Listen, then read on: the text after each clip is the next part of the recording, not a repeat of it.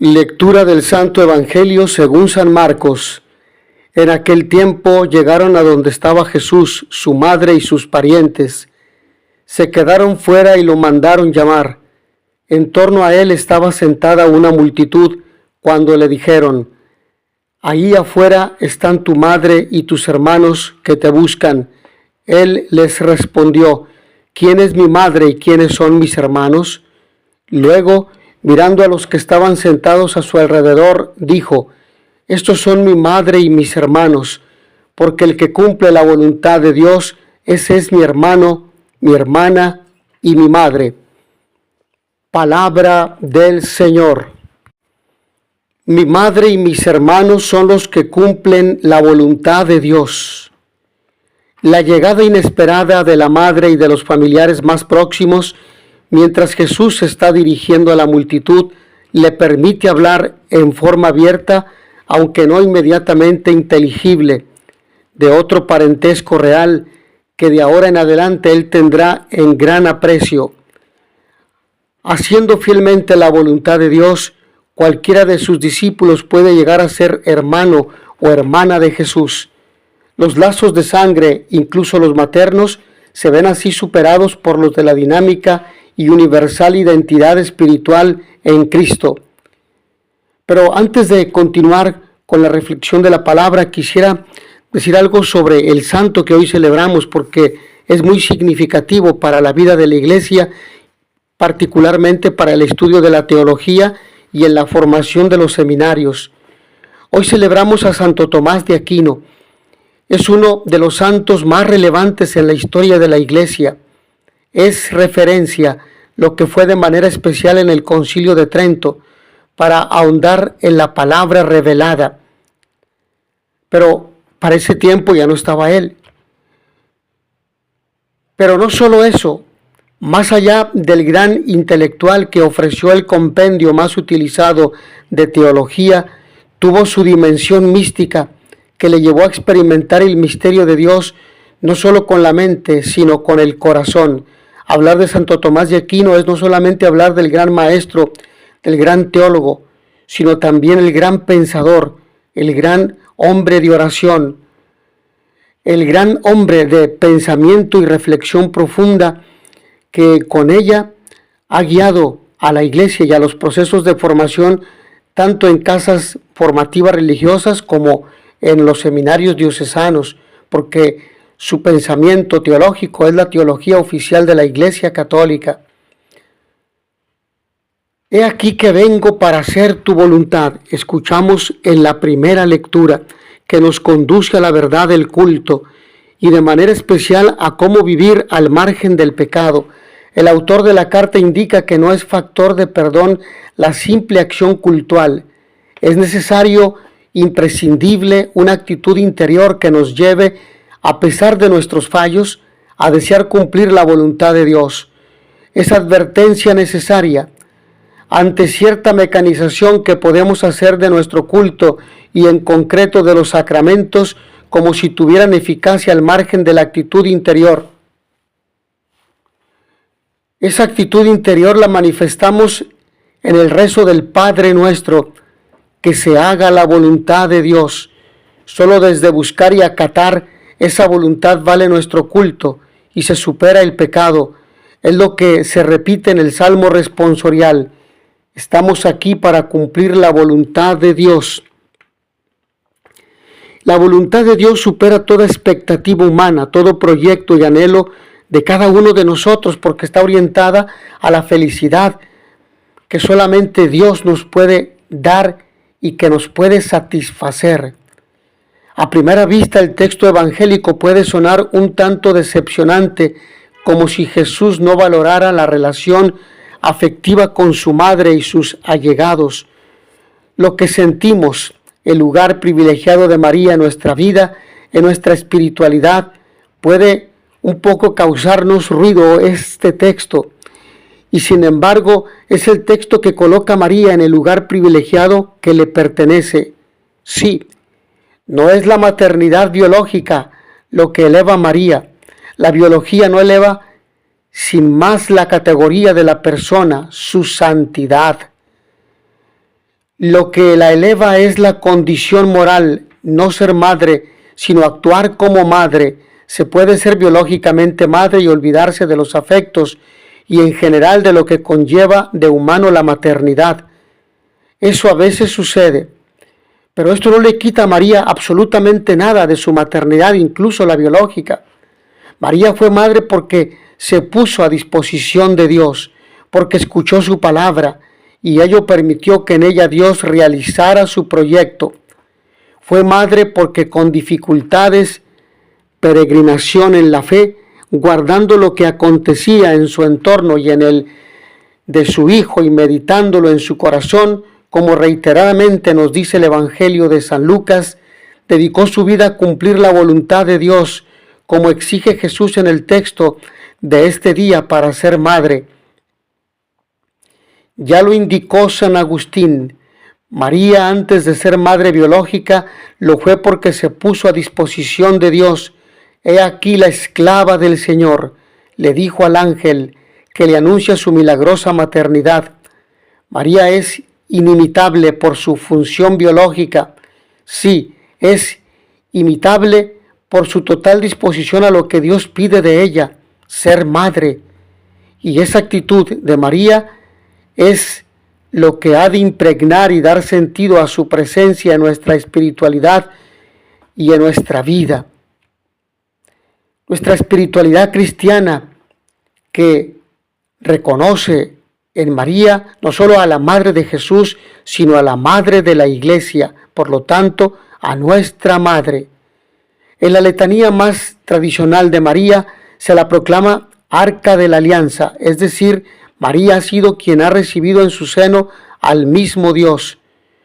Como el Arca de la Alianza guardaba las tablas de la ley, signo de la presencia de Dios en el pueblo, sin olvidar, sino teniendo muy presente que María es la referencia de nuestra vida cristiana, hemos de celebrar con gozo danzas y bailes, como hizo David y su pueblo, que como nuevo pueblo de Dios, seamos templo que acoge en su seno a quien María tuvo en el suyo. Para ello hemos de estar dispuestos a cumplir la voluntad de Dios como hizo María. El que haga la voluntad de Dios, ese es mi hermano y mi hermana y mi madre.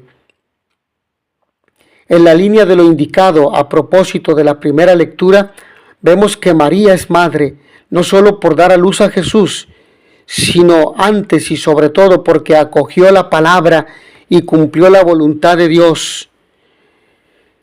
Por tal razón, María, en la declaración manifiesta de lo que nos constituye en la verdad, de lo que somos en nuestra interioridad, María nos recuerda la importancia y el valor de escuchar, de llevar a nuestra mente y a nuestro corazón y finalmente de poner en práctica la palabra de su Hijo Jesús. El Concilio Vaticano II en el documento, en la Constitución Pastoral Gaudium et Spes, Gozos y Esperanzas, lo señaló con contundencia.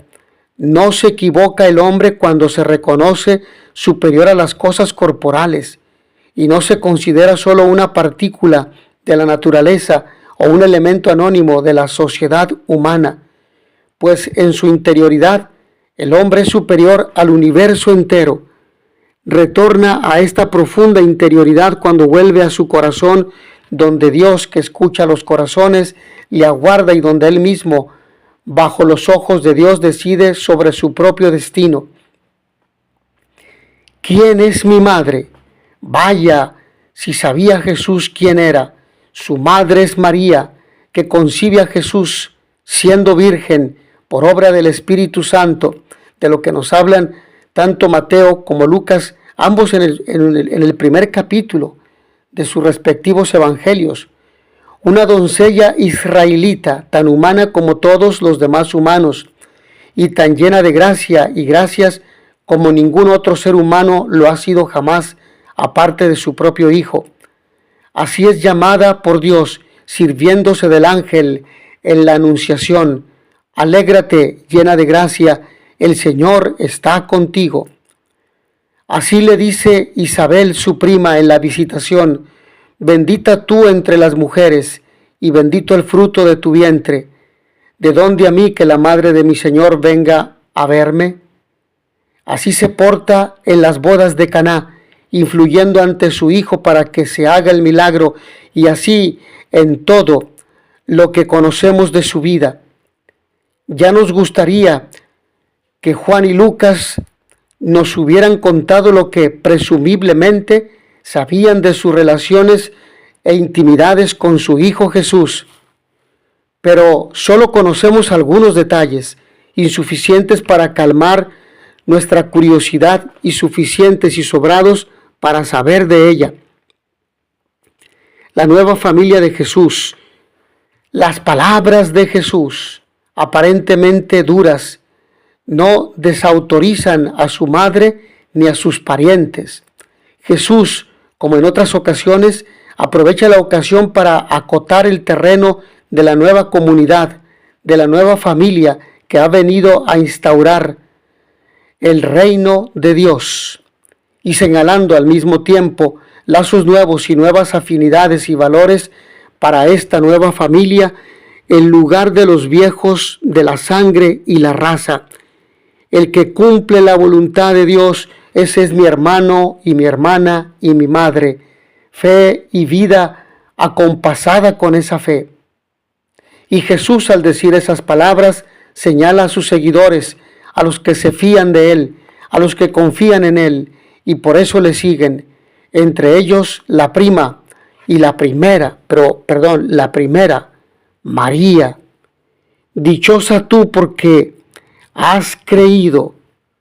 Y luego todos los que intentan vivir y plasmar en sus personas las actitudes y valores del Evangelio, sin importar razas, sexos, títulos, riquezas o cualquier otra diferencia o distinción humana.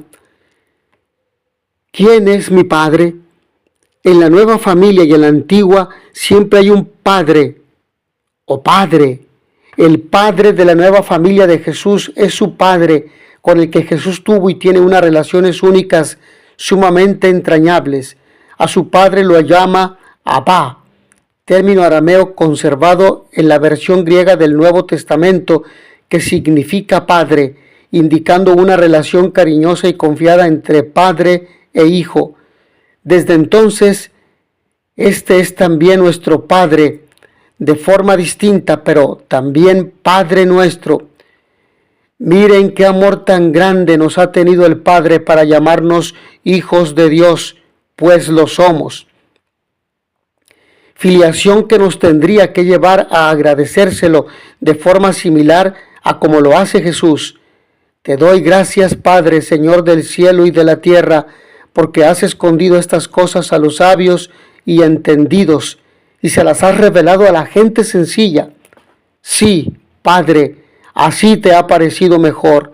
Todo me lo ha entregado mi Padre, y nadie conoce al Hijo más que el Padre, y al Padre más que el Hijo, y aquel a quien el Hijo se lo quiera revelar. Pero podríamos decir, cuídate, nos dicen allegados y amigos al despedirse. En efecto, hay que cuidarse, sobre todo cuidar nuestro interior, que es lo que indica la verdad de lo que somos. Pregunta, ¿nos cuidamos? ¿Cuidamos la gracia que Dios nos da en los sacramentos? ¿Recurrimos a los sacramentos de la confesión o reconciliación para recuperar la amistad con Dios y la gracia santificante? Mis hermanos, que a todos ustedes el Señor los bendiga y les dé la paz. In notitia veritatis proficere, pax et bonum.